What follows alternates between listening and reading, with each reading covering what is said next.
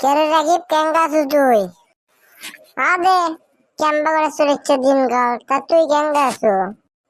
এই তো রে ভালোই আছে। তা শুনলো তুই এবারে বিয়ে করলু?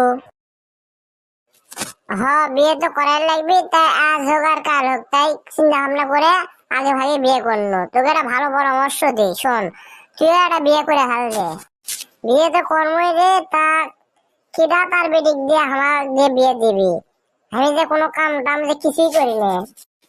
তা শোন, আমার এক শালি আছে, নাচ চোখে কম টের পায়, কানে কম শুনে, মুখ দিয়ে কথা কম কয়। তা ওটা যদি পছন্দ হয় তা সম্বন্ধ দেখি।